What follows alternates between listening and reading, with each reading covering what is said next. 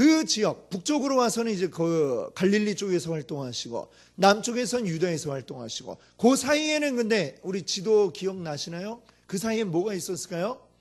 사마리아가 있었죠. 사마리아 그 가로질러 가면 빠르고 편한데 그 사마리아 지역은 이제 같은 유대인 후손들이지만 예전에 이제 북이스라엘 지역에 속했던 곳이고, 그리고 거기 사람들은 아수르에 이제 정복당하면서 이방인들이 그곳에 와갖고 이제 함께 지내게 되었습니다. 그러면서 정체성을 많이 잊어버렸기 때문에 이제 남유다의 사람들은 바벨론으로 포로로 끌려갔다가 돌아와서도 정체성을 유지하고 있었거든요. 그래서 저들은 우리 같은 민족이 아니다 라고 이렇게 아예 무시하는 그런 상태가 되었죠. 그래서 이제 사마리아는 그냥 배제해버리고 이제 남쪽이 유다, 그리고 위에 갈릴리로 갈 때는 뭐 이렇게 삥 돌아가지고 가는 그런 일들을 말씀드렸습니다. 그러면서 이제 지금 예수님의 그 활동이 이제 쭉 해서 마지막에 십자가를 지신 게 또다시 6월절 때가 되어서 예수님이 십자가를 지셨죠. 자, 십자가 지시고 우리가 다 알듯이 며칠 만에 살아나셨어요? 사흘 만에. 자, 그 안식일 전날에 이제 예수님이 십자가 지셨거든요. 안식일은 토요일이죠. 토요일. 그 전날인 금요일 날 예수님이 십자가를 지시고 언제 부활하셨냐면 주일입니다. 사흘 만에 이렇게 살아나셨다면 이렇게 막 계산을 하면서 이게 도대체 무슨 요일인가 하시는 분이 계신데, 일단 돌아가신 날이 금요일, 토요일, 이제 주일 해서 이렇게 사흘 만에 살아나셨다라고 이제 우리가 말을 하고 있는 것이죠. 자, 그렇게 부활하신 예수님이 그 다음에는 때때로 제자들에게 나타나셨어요. 이게 늘 함께 계신 게 아니라 수시로 한 번씩 나타났다가 또 사라지셨다가 또 나타났다가 사라지셨다가. 자, 요한복음 21장으로 한번 가볼까요? 여러분 읽으신 성경 바로 앞에 한 장 넘겨보시면 요한복음 21장에 가면 이제 갈릴리 바닷가에 베드로가 다른 제자들과 함께 물고기 잡으러 간 이 이야기가 나오고 있습니다. 원래 베드로의 직업이 뭐였습니까? 어부였죠. 어부. 그런데 물고기 잡는 어부에서 예수님이 베드로를 부르실 때에, 처음 부르셨을 때 뭐라고 하면서 부르셨어요? 너는 이제 물고기 낚지 말고 사람 잡는 어부가 되어라, 사람 낚는 어부가 되어라, 이렇게 말씀하면서 부르셨잖아요. 자, 그래서 예수님을 따라서 3년을 쭉 다녔습니다. 근데 예수님이 부활하셨지만 이 베드로는 이제 어떻게 우리가 해야 될까 고민을 하다가 다시 돌아간 거예요. 갈릴리로. 뭐 하려고요? 사람 낚는 어부가 아니라 다시 물고기 잡는 어부가 되려고 다시 갈릴리로 간 겁니다. 난 이제 다시 갈릴리로 갈래. 물고기 잡을래. 그러니까 어부 출신 제자들이 여럿 있잖아요. 그들이 함께 나도 해가지고 전부 다 다시 갈릴리로 와서 이들이 배를 가지고 나가서 물고기를 잡았습니다. 그러나 밤이 새도록 수고해도 이들이 하나도 잡지를 못했어요. 그런데 저 바닷가에서, 이 호숫가에서 누군가가 이렇게 소리를 치는 겁니다. 그물을 배 오른편에 던져라. 물고기 잡은 게 있느냐? 배 오른편에 던져라. 이 제자들이 밤새 얼마나 많이 그물을 내렸다가 올렸다 했겠습니까? 뭐 오른편에 안 던져서 물고기를 못 잡은 게 아닌데, 그때 그들은 오른편에 던졌어요. 그리고 물고기를 건졌더니 어마어마한 또 물고기가 잡히게 되었습니다. 예전에 한번 경험해봤던 그 일 아닙니까? 비슷한 이야기죠. 베드로가 처음에 예수님 만났을 때에 깊은 데에 가서 그물을 던져라. 그 말대로 깊은 데 가서 던졌더니 물고기를 많이 잡았었죠. 베드로는 그때 지금 저기 계신 저분이 바로 예수님이시구나 깨닫고, 베드로는 즉시 그냥 배가 육지에 당도할 때까지 기다릴 틈도 없어가지고 물에 그냥 뛰어들어가지고 헤엄쳐가지고 막 물가로 왔습니다. 물가로 가가지고 이제 제자들이 이제 하나씩 이제 들어오죠. 베드로도 가고. 베드로 막 그렇게 힘차게 예수님께 갔지만 예수님 앞에서 할 말이 없었어요. 자기는 지금 다시 물고기를 잡으러 와 있고 예수님이 하셨던 그 말씀, 이제 사람 낚는 어부가 되라, 이 말씀이 막 귓가를 맴돌고 있는데 할 말이 없이 그냥 예수님 앞에서 푹 고개 숙이고 있는데 예수님이 시장하지 아침 먹자 이러고 이제 아침을 미리 준비를 해놓으셨습니다.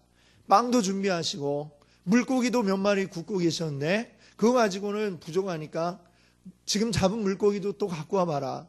또 갖고 온 물고기 가지고 또 구워서 제자들에게 주셨어요. 이 베드로는 계속 마음에 무거움이 있는 겁니다. 어떡하나.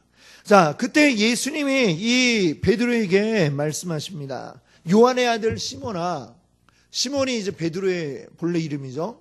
네가 나를 사랑하느냐? 베드로가 대답하죠. 제가 주를 사랑하는 줄. 주께서 하십니다. 그때 예수님이 하신 말씀이 뭡니까? 내 어린 양을 먹이라.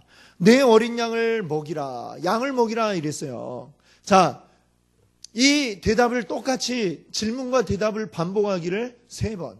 예수님은 그렇게 이 베드로에게 내 양을 먹이라 말씀하시고는 이제 떠나가신 것으로 이제 모든 복음서 요한복음 21장 맨 마지막이 이제 끝이 나게 됩니다.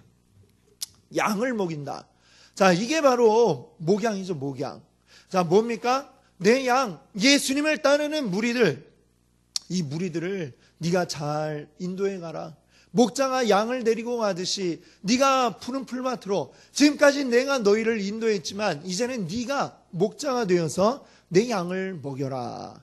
이거를 지금 베드로에게 부탁을 하시고 예수님이 이제 그 제자들을 떠나가십니다. 그리고 이제 한 장 넘겨서 사도행전이 되었어요. 이제 마지막으로 예수님이 진짜로 이제 제자들의 곁을 완전하게 떠나십니다. 제자들과 마지막으로 함께 이제 모여서 어디로 가시느냐? 자, 이제 승천하기 위해서 가십니다. 그때 제자들을 따라옵니다. 따라오는데 예수님이 부탁하신 말씀이 사도행전 1장 4절에 뭐라고 하십니까? 그들에게 분부하여 이르시되 예루살렘을 떠나지 말고 내게서 들은 바 아버지께서 약속하신 것을 기다리라. 자, 요한복음에 보면 예수님이 긴 장에 걸쳐가지고 여러 장에 걸쳐갖고 하시는 말씀이 성령에 대해서 말씀하십니다. 보혜사 성령을 너희에게 보내주시겠다라고 말씀하시죠. 보혜사란 무슨 뜻이냐면 함께 있어주는 분이에요. 우리와 함께 있어주는 분. 예수님은 이제 제자들의 곁을 떠나 이제 하늘나라로, 하나님 나라로 가시는데, 그러고 나면 제자들은 이 땅에 무슨 고아처럼 버려진 상태이냐? 그렇지 않다는 겁니다.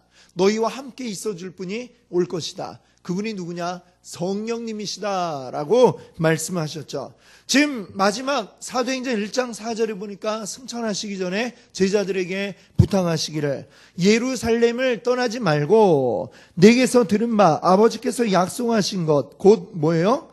성령을 기다려라 라고 예수님이 말씀을 하셨습니다. 자, 그러고 그때에 이 제자들의 마음이 여기에 드러나요.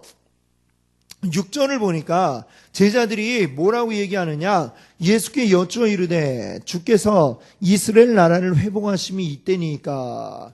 자, 이 얘기가 무슨 의미일까요? 제자들이 아까 오전에도 말씀드렸지만 이 유대인들이 가지고 있는 메시아에 대한 생각은 어떤 생각이에요? 영적인데 그들의 생각이 있는 게 아니고 육적인데, 즉 지금 우리는 나라를 빼앗기고 로마의 압제 가운데 있는데 어떻게 하면 메시아가 오시면 우리를 로마의 압제에서 구원하고 독립시켜 줄 수 있을 것이다. 아마 이 생각을 가지고 있는 게 유대인들이었는데, 근데 이 제자들의 생각도 거기에서 벗어나 있지가 않았습니다. 제자들도 지금 뭐라고 하고 있어요? 주님이 지금 하늘나라로 하나님 곁으로 간다라는 생각하지도 못하고 마지막까지도 묻고 있는 게, 주님 이스라엘 나라를 회복하심이 이때니까. 이 제자들이 생각이 어때요? 이 로마의 앞잡이들이 예수님을 죽였는데 살아나셨단 말이죠. 이야, 이거보다 더 놀라운 일이 어디 있어요? 이제 이걸 가지고 우리 이제 죽여도 소용이 없는 거예요. 이제 이 힘으로 우리 로마의 압제에서 벗어날 수 있겠습니까? 예수님 왕이 되시겠습니까? 라고 지금 계속해서 마지막까지도 묻고 있습니다. 그때 예수님의 대답이 무엇입니까? 1장 7절에 보니까 이렇게 말씀하시죠. 이르시되 때와 시기는 아버지께서 자기 권한에 두셨으니 너희 알 바가 아니오. 그 다음에 우리가 잘 아는 8절 말씀이죠. 오직 성령이 너희에게 임하시면 너희가 권능을 받고 예루살렘과 온 유대와 사마리아와 땅끝까지 이르러 내 증인이 되리라 하시니라. 아멘. 지금 이 부탁을 예수님이 하고 가십니다. 제자들이 예수님 어서 빨리 왕의 자리에 오르시지요. 이렇게 하니까 예수님이 내가 왕이 되는 건 너희들이 하라 마라 해서 되는 게 아니고 그 날과 그때는 아버지께서 하신다. 하나의 아버지께서 하시고 그때의 왕이 되는 거는 네가 생각하는 것처럼 니들이 생각하는 것처럼 지금 이스라엘의 왕이 되려고 내가 온 게 아니다 말씀하는 거죠. 자, 그러니까 그거는 신경 쓰지 말고 너희들은 다만 무엇을 해야 되느냐. 오직 성령이 오시면 성령이 너희에게 임하시면 너희가 성령 때문에 권능을 받고 그 다음에 예루살렘과 온 유대와 사마리아와 땅끝까지 이르러서 내 증인이 되어라 라고 이제 예수님이 말씀을 하신 겁니다. 자, 이 사도행전 1장 8절 여기 이 말씀이요 굉장히 중요한 말씀인데 이 사도행전의 내용들 이제 사도행전 사도들이 행했던 일들을 적어 놓았다 해서 사도행전이죠.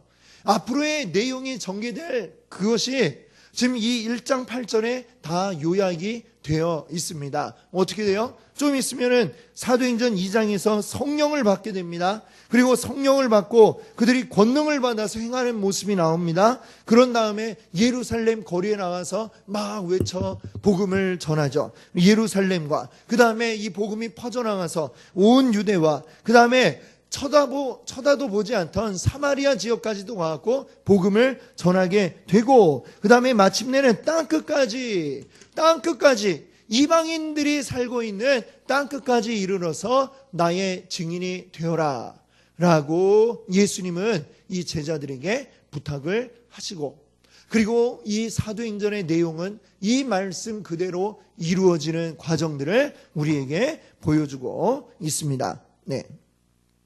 그래서 이제 이 말씀하시고 예수님은 승천하셨거든요. 그 예수님 부탁대로 이들은 예루살렘으로 돌아와가지고 이제 다락방에 모여서 120명 정도 되는 사람들이 모여서 함께 기도합니다. 예수님이 말씀하셨던 그것, 하나님이 주리라 하신 그것을 우리 간구하며 기도합시다. 모여서 뜨겁게 이들이 기도할 때에 어떤 일이 일어났어요? 성령이 그들 가운데 임하는 놀라운 일이 일어났습니다. 성령이 그 120명의 사람들 한 사람 한 사람마다 다 각각에게 불같이 하늘에서 내려와서 임하는 그 광경을 목격하게 되고 그리고 그 다음에는 어떻게 되느냐?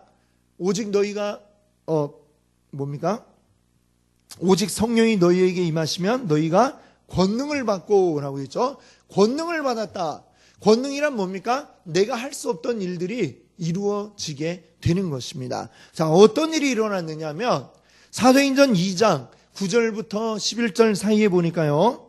이런 말씀이 있습니다. 우리는 바데인과 메데인과 엘람인과 또 메소포타미아, 유대와 갑바도기아, 본도와 아시아, 부르기아, 밤빌리아, 애굽, 구레네, 가까운 리비아 여러 지방이 사는 사람들과 로마로부터 온 나그네 곧 유대인과 유대교에 들어온 사람들과 그 다음에 그레데인과 아라비아인들이라 우리가 다 우리의 각 언어로 하나님의 큰 일을 말함을 듣는도다 하고 자, 이때가 언제냐? 오순절 때라고 그랬습니다. 자, 유대인들에게 가장 중요한 명절 절기 가운데 유월절이 있고요. 예수님이 죽으셨던 유월절이 있고 그로부터 오순은 뭐냐면 한자로 열흘을 순이라고 하잖아요. 50일 이후가 오순절입니다. 자, 이 오순절 때에 이제 성령이 임하는 사건이 발생했는데 오순절 때 유월절 마찬가지로 오순절 때도 굉장히 많은 사람들이 예루살렘에 모여 있습니다. 이때는 유대 안에 있는 유대인들만 모여 있는 게 아니라 해외에 여러 곳에 흩어져 살고 있는 해외 교포들도 다 예루살렘에 와서 하나님께 예배하는 그러한 때입니다. 자, 우리나라로 치면 우리나라 민족도 세계 곳곳에 안 가 있는 데가 없잖아요. 그렇죠? 미국, 일본, 러시아, 중국 등등 모든 나라에 우리 한국 사람이 안 가 있는 데가 없는데 이 유대인들도 마찬가지예요. 400년이라는 시간 동안 오랫동안 이렇게 다른 나라의 지배를 받다 보니까 이리저리 흩어져 사는 사람들이 많았습니다. 흩어져 살면서도 이 유대 민족은 자기들의 정체성을 잃지 않고 이제 매년마다 6월절, 오순절 이때 맞춰갖고 돌아오는 거예요. 자, 근데 와보니까 우리나라도 보면 그렇잖아요. 재미교포 2세, 3세 되면 한국말 잘 합니까? 못합니까? 잘 못하죠. 하더라도 어떻게 말해요?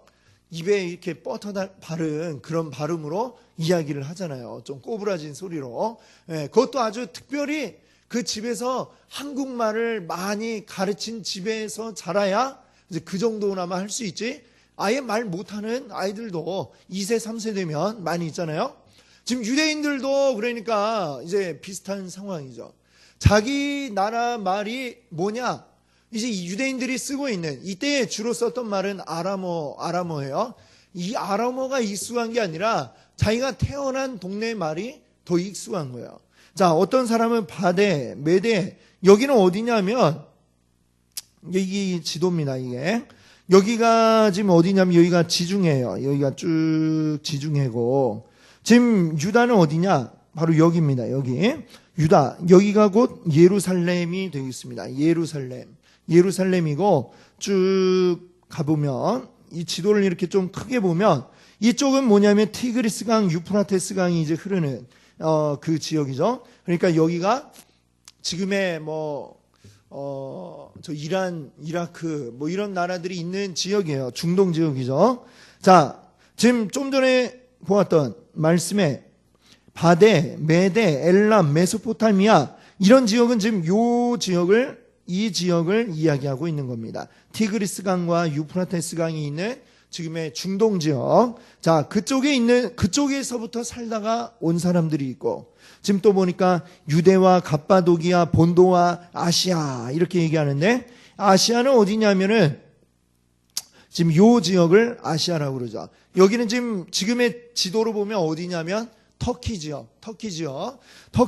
되겠습니다. 요게 아시아 지역이 나와 있죠. 아시아라고 그 지역을 특별히 이야기하고 있습니다. 우리가 아시아하면 여기 한국, 일본, 중국 여기 얘기하나 싶은데 성경에서 얘기하는 아시아는 지금의 이 터키 지역을 이야기하고 있죠. 그리고 갈라디아는 어디쯤 되냐면은 여기 갈라디아라는 여기 글자 보이시죠? 네, 갈라디아. 아니네. 여기 길리기아네요. 길리기아고 갈라디아는 어디냐면 대략 이쪽이 됩니다. 안디옥이 여러 군데가 있잖아요. 바울이 출발했던 거기는 수리아 안디옥이고 그 전도 여행 가운데 들른 안디옥이라는 데가 또 있는데요. 바로 여기입니다. 여기에 안디옥이라는 데가 있고 여기에 루스드라, 이고니온 등등 이 지역이 이제 갈라디아 지역이 되겠습니다. 자, 여기로부터 지금 이 예루살렘에 이른 사람들이 있고 여기가 예루살렘이에요. 또 보면 또 어떤 지역에서 온 사람들이 있느냐? 부르기아, 밤빌리아, 애굽과 구레네 가까운 리비아. 자, 애굽은 어디예요? 애굽은 지금 이쪽이죠. 지금 예루살렘이 여기라고 하면은 애굽은 여기입니다. 여기고 리비아는 대략 한 이쯤 되고 구레네도 이쪽 어딘가에 이제 있게 되는 것이죠. 그러니까 여기는 어디요? 북아프리카 지역에 살고 있는 사람들. 북아프리카에서도 역시 예루살렘으로 오게 되었고 여기 이 중동 지역 또 여기 소아시아 지역 여러 군데에서 또 이쪽에 보면 이 아까 길리기아라고 했는데 이 길리기아에 보면 어떤 지역이 있냐면 다소라고 하는 데가 있습니다. 다소. 바로 바울의 고향이기도 한 바울의 고향 다소라는 데가 여기 길리기아 지역에 있고요. 자, 이쪽에서도 역시 예루살렘으로 왔다라는 또 이야기가 이 말씀 가운데 나오고 있습니다. 그러니까 지도를 보면은 나중에는 로마에서부터 온 사람들도 있다 그러죠. 로마는 지금 이 지도에 나오지도 않네요. 더 왼쪽으로 더 가면 로마, 지금 우리가 알고 있는 이탈리아 지역에서 온 사람들이 있고, 그 다음에 그레데라고 하는 섬이 여기 있습니다. 그리스 신화에 보면 이제 크레타 섬 이렇게 불리는 그 지역이 있는데, 이 그레데에서도 또 역시 예루살렘으로 오고, 유대인들이 그러니까 세계 각지에 흩어져 있었는데 이들이 다 지금 예루살렘에 왔어요. 말들이 다 다르겠죠. 그들이 사용하는 말이, 이탈리아에서 온 사람 이탈리아 말을 쓰고, 그 다음에 여기 이 중동 지방에서 온 사람 또 그쪽 말이 따로 있을 거고, 이 애굽에서 온 사람들은 또 그쪽 말이 있어요. 자, 근데 오순절날 성령 받고 제자들이 나와서 막 너무나도 뜨거운 마음에 막 외치는 거예요. 외치는데 지금 듣는 사람들의 귀에는 다 어떻게 들리느냐? 애굽에서 온 사람의 애굽 말로 그들이 하는 말이 들려지는 겁니다. 또 저기 중동 쪽에서 온 사람들에게는 이 사람들이 중동 말을 하네? 이게 들려지는 거예요. 로마에서 온 사람들이 로마 말이 지금 막 들려지는 겁니다. 이게 바로 뭐예요? 이게 방언. 성경이 말하고 있는 방언이 바로 이런 것이었다라고 하는 거죠. 이들이 각지에 그 말로 방언을 해가지고 이제 사람들 귀에 들려지게 한 겁니다. 이 사람들 어떻게 우리 동네 말을 알지? 근데 놀랍게도 그 말을 통해서 복음을 전한 거예요. 예수 그리스도를 통해서 우리가 구원받습니다 라는 것을 전했는데, 그날에 많은 사람들이 그 말을 듣고 예수님을 믿기로 결심한 사람들이 몇천 명. 이 사도행전 앞부분에 보면 보통 단위가 1000단위예요. 5천, 3천. 하루에 예수 믿기로 결심한 사람들이 그렇게 많이 돌아왔다라고 말하고 있습니다. 이 놀라운 일들이 일어났는데 이것의 의미가 무엇일까? 창세기 11장에 보면 바벨탑 사건이 나와요. 바벨탑, 사람들이 탑을 높이 쌓고 우리의 이름을 널리 알리자, 하나님께 대적하자, 이런 마음을 가졌을 때 하나님이 그 탑을 더 이상 높이 쌓아 올리지 못하게 가로막으시는 방법이 뭐였습니까? 사람들의 말을 흩어버리신 거죠. 다 똑같은 말을 쓰고 있다가 그날 어느 날 하나님이 탁 손보신 이후부터는 갑자기 말이 안 통하는 거예요. 사람들의 말이 다 달라진 거죠. 말이 같은 사람들끼리 모여서 흩어질 수밖에 없게 되었죠. 자, 우리 그 언어가 이제 이때 달라졌는데, 바로 우리의 죄 때문에 하나님께 대적하고 하나님과 같아지고자 하는 마음이 우리의 모든 언어를 다 달라지게 만들었는데, 그런데 예수 그리스도의 죽으심과 부활 속에서 이제 다시 우리의 언어가 하나로 합해지는 그런 역사가 일어나게 되었다는 것이죠. 이제 뭐 말이 다른 게 상관이 없이 성령의 역사로 그 말을 뛰어넘어서 복음이 증거되는 이런 놀라운 일들이 생겨나게 되었다. 자, 이것이 이제 창세기 11장에 나오는 바벨탑의 사건과도 이렇게 다 있는 사건이구나라는 것을 우리가 기억할 수 있기를 바랍니다.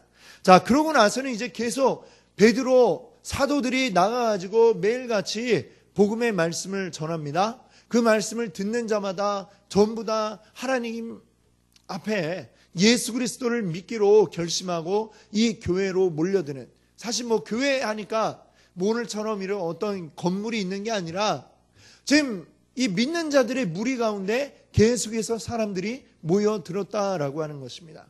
교회가 건물이 아니잖아요. 교회는 뭡니까? 예수 믿는 사람들의 모임, 성도들의 모임을 우리가 교회라고 하는데, 이 교회가 그렇게 계속해서 확장되어져 갔다라고 하는 것입니다.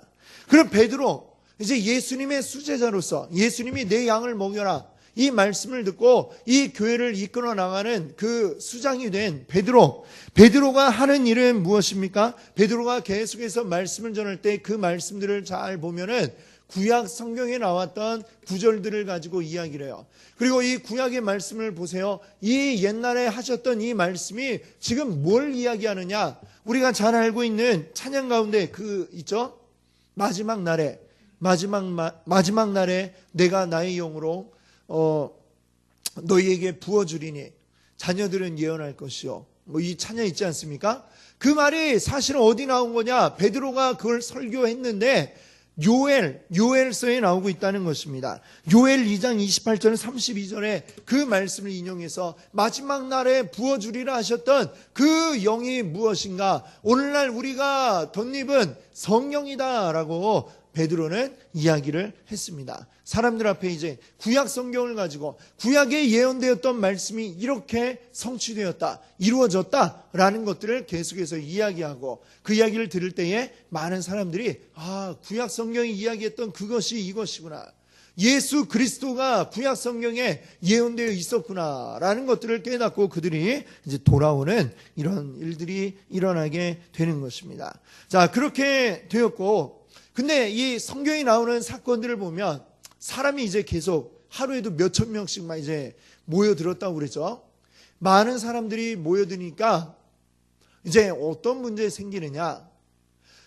지금 이 예루살렘에 모여있는 사람들은 길게는 오순절이 아니라 그 뭡니까? 6월절. 예수님이 죽으셨던 6월절 때부터 와가지고 계속 지내는 사람이 있어요.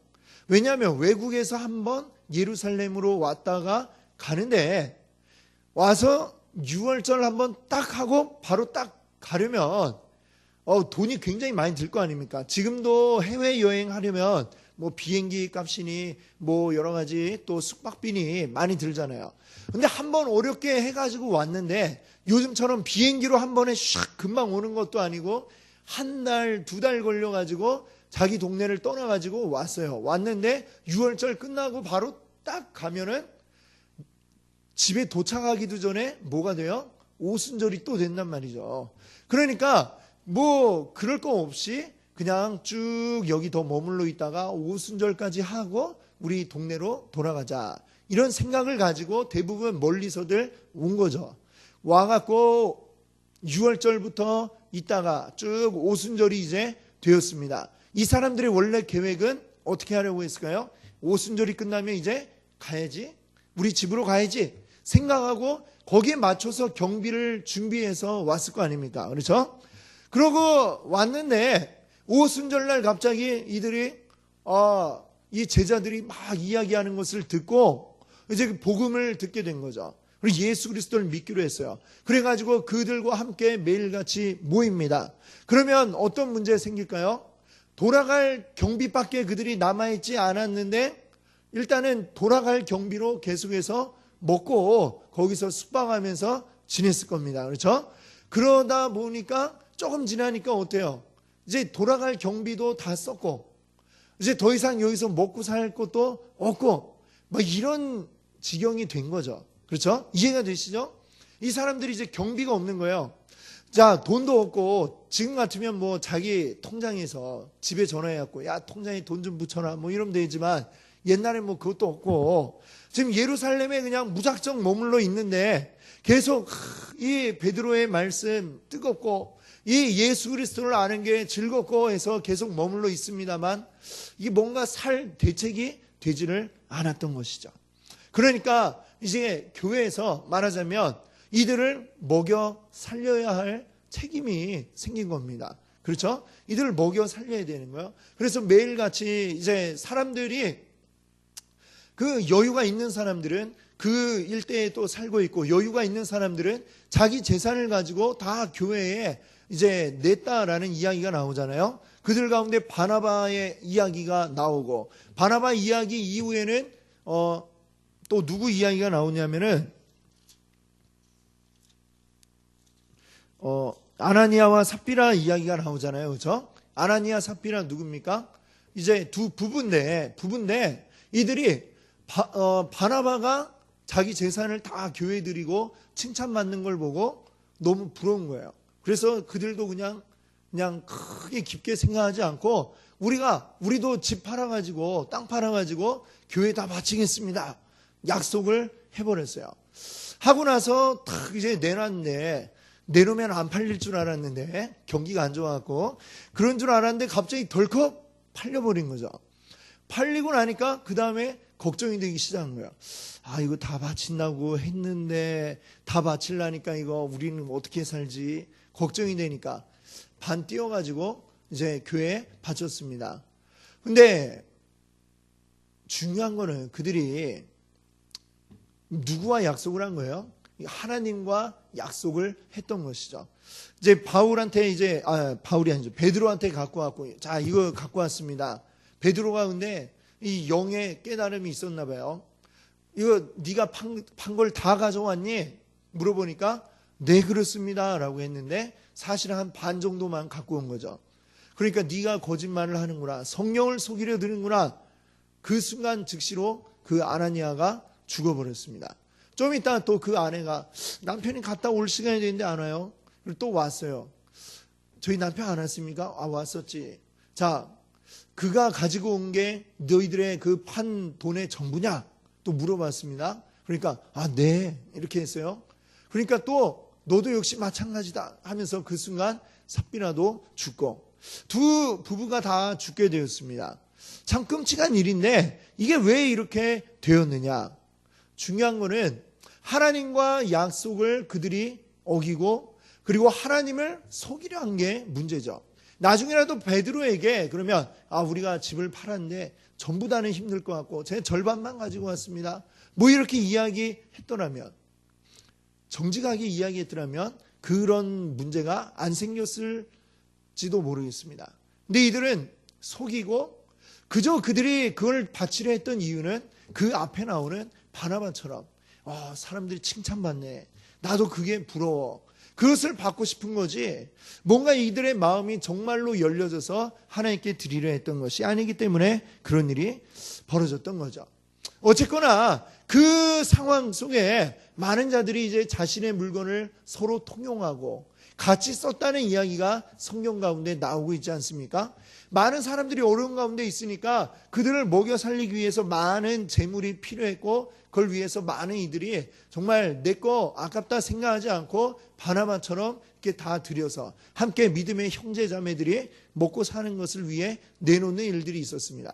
자, 근데 그들을 위해서 이제 아침마다 이제 사도들이 쫙 나가가지고 빵을 이제 하나씩 배급을 하는 거예요, 말하자면. 근데 하다 보니까 또 어떻게 뭐 이게 빠지는 사람도 있고 못 받은 사람도 있고 막 불평이 나오기 시작을 했습니다. 그러니까 사도들이 내 말씀도 전해야 되는데 기도하고 말씀하기도 바쁜데 이거 맨날 빵 이거 만들어다가 빵 이거 배급하자니 너무 이거 일이 많아갖고 내가 다 할 수가 없고 계속해서 그러다 보니까 빠지는 사람도 생기고 이래서 안 되겠다, 이걸 좀 할 수 있는 사람을 세워야 되겠다 해서 그때 이제 교회에 집사를 세우게 되는 거죠. 그래서 7 집사가 그때 세워졌습니다. 7 집사를 세우면서 베드로와 이제 사도들은 우리는 말씀과 기도에 전념하리라 이제 하고 이제 이 성도들을 또 이제 돌봐주는 일들을 당신들이 함께 도와서 우리가 이 일을 합시다 해서 7 집사가 세워졌어요. 자, 근데 그 7 집사 가운데 한 사람이 이제 그 뜨거운 마음으로 계속해서 예수 그리스도를 증거할 때에 사람들의 미움을 받아서 이제 죽게 되는 순교하는 일이 생깁니다. 그러고 나서 그 스데반이 죽을 때에 그때에 배후 조종했던 사람 가운데 한 사람이 누구냐면 우리가 잘 아는 바울이죠. 바울. 거기 여기에는 사울로 나와 있는 바울이 이제 그 자리에도 있었고, 자, 그런 일이 생겨나죠. 그리고 나서 이제 계속해서 핍박이 이제 쭉 이어지는 겁니다. 스데반을 죽이는 걸로 시작해서 대대적인 이제 예수 믿는 사람들 단속이 시작이 돼요. 사람들이 그걸 피해가지고 처음엔 탁 숨어 있다가 너무 심해지니까 사람들이 이제 드디어 흩어지기 시작을 했습니다. 흩어지는데 사실은 아까 예수님이 사도행전 1장 8절에 뭐라고 하셨어요? 예루살렘과 온 유대와 사마리아와 땅끝까지 이르러 내 증인이 되라 이랬는데 계속 예루살렘 안에만 이들이 계속 있었던 거예요. 아, 우리 여기가 좋사오니 이러면서 예루살렘 안에서만 계속 지지고 볶고 있다가 나가야 되는데 나가질 못하고 있으니까 어떻게 보면 굉장히 밖에서부터 이제 나가지 않을 수 없는 그런 환경이 만들어진 거죠. 하나님이 그렇게 이들을 흩어버리셨습니다. 그래서 이제 사마리아의 복음이 증거되고, 온 유대도 물론 말할 것도 없고요. 온 유대, 사마리아, 그 다음에 땅끝까지 이제 증거가 돼야 되는데, 그 땅끝까지 증거하기 위해서 필요한 사람을 하나님이 세우시는데, 그게 바로 누구예요? 바로 바울이고, 이 바울은 아까 좀 전에도 말씀드렸지만 어떤 일을 했어요? 예수 믿는 사람들을 핍박하는데 앞장서서 막 사람들을 조종하고 막 핍박하도록 만드는 이 일을 했던 사람이었습니다. 근데 그가 어떻게 바뀌게 됩니까? 다메섹이라는 곳으로 또 예수 믿는 사람들 잡으려고 가는 길에 예수님을 그 길에서 만납니다. 이미 승천하신 예수님이 아주 그 바울에게 나타나신 거예요. 네가 왜 나를 핍박하느냐. 바울은 한 번도 예수님 만났던 적도 없는데, 살아계실 때도. 근데 갑자기 네가 왜 나를 핍박하느냐 이 말씀을 하면서 예수님 말씀을 듣고 그때 깨달은 거죠. 아, 이 예수라고 하는 분은 진짜 하나님의 아들이었다라는 걸 깨닫고 그가 완전히 확 180도 뒤바뀌게 됩니다. 그때부터는 예수 믿는 자들을 핍박하던 위치에서 이제는 증거하는 자가 되기로 한 거죠. 근데 어제까지 막 우리 죽인다고 막 몽둥이 들고 쫓아다니는 사람이 나 이제 여러분의 형제요 이러니까 그걸 사람들이 믿을 수 있어요, 없어요? 없죠. 어제까지 막 날 죽이겠다고 막 쫓아다니더니 갑자기 막 사랑해요 이러니까 이게 어떻게 됐든지, 아니면 이게 또 무슨 함정을 파고 있는 건지, 이게 의심이 되는 겁니다. 그리고 예루살렘 교회에 아무도 바울을 받아주려고 하질 않았어요. 받아주지를 않는데 이제 유일하게 손을 내밀어서 잡아준 사람이 누구냐? 바로 바나바였던 것이죠. 바나바. 이 바나바가 바울을 잡아주었습니다. 그래서 바울이 이 예루살렘 교회 안에 들어올 수 있게 해준 사람이 바나바였고, 이들이 그럼에도 불구하고 이 바울이 예루살렘에 정착을 못하고 자기 이제 고향 땅에 또 이제 가 있게 되는 거죠. 그러고 있는데 바나바가 어떻게 되었냐면 안디옥, 수리아 안디옥이라는 데를 가게 되었어요. 수리아 안디옥이 어디냐면, 자, 이 지도를 보시면 여기가 안디옥입니다. 여기가 안디옥이고 여기 예루살렘인데, 안디옥에 이제 사람들이 흩어지면서 가다 보니까 안디옥이라는 데까지 이제 가게 되었어요. 예수 믿는 사람들이 가서 복음을 전하는데, 그때까지는 전부 다 유대인들끼리만 복음 전하고 이렇게 했던 거예요. 근데 이때 처음으로 안디옥에서 어떤 사람들이 이방인들에게도, 유대인 아닌 사람들에게도 복음을 전했는데 그들이 듣고 믿겠다는 거예요. 믿겠다고 하고 그들 가운데도 성령의 역사가 나타나고, 그러니까 와, 놀라운 일이 생겼죠. 예루살렘 교회에 이게 보고가 되었어요. 그러면 한번 우리 가운데 좀 대표가 한번 가서 그 상황을 보자. 그리고 보낸 사람이 바로 바나바였고, 바나바가 이제 안디옥 교회에서 이제 리더가 되어서 그 이방인들 복음 받아들여서 믿는 자들을 이제 잘 이끌어가고 있는데, 그때에 바울을 좀 여기 와갖고 같이 일해야 되겠다. 바울을 그래서 이제 데려온 겁니다. 이 다소, 여기가 안디옥이고 여기가 다소예요. 멀지 않죠? 그래서 거기에 가서, 다소에 가서 있던 바울을 데리고 옵니다. 와서 같이 사역을 하고 있다가 거기에서 이제 하나님이 안디옥 교회 리더들 5사람이 있는데 그들이 금식하며 기도할 때에 하나님이 그들 가운데 바나바와 바울 2사람을 이제 이방인들에게로 보내라 해서 이제 비로소 그때에 이들이 이방인들을 향해 본격적인 복음 증거를 하러 가게 되었던 것이죠. 그런 일들이 이제 쭉 이제 나오게 됩니다. 오늘 이제 여기까지 이제 말씀을 드리겠습니다만, 이렇게 해서 이제 복음이 증거되었다는 것을 여러분들 기억할 수 있기를 바랍니다. 이 사도행전의 내용이 이렇게 흘러갔구나. 이 모든 건 다 누구의 말씀에 의해서 똑같이 진행이 되어졌어요? 예수님이 하셨던, 승천하시기 전에 마지막으로 하셨던 오직 성령이 너희에게 임하시며 너희가 권능을 받고 예루살렘과 온 유대와 사마리아와 땅끝까지 이르러서 내 증인이 되리라 하셨던 그 말씀을 따라서, 비록 그들이 말씀을 들었지만 또 제대로 하지 못할 때 하나님이 강제적으로 막 흔들고 흩으셔가지고 또 이것들을 하게 하셨다. 이 일들을 우리가 이 성경을 통해 봅니다. 이제 우리 다음부터는 이제 그 전도 여행 갔던 순서들 우리 또 함께 같이 생각해 볼 텐데, 이 모든 것들을 통해 하나님이 일하셨던 이 놀라운 것들을 우리 기억하시는 성도님들 되시기를 바랍니다.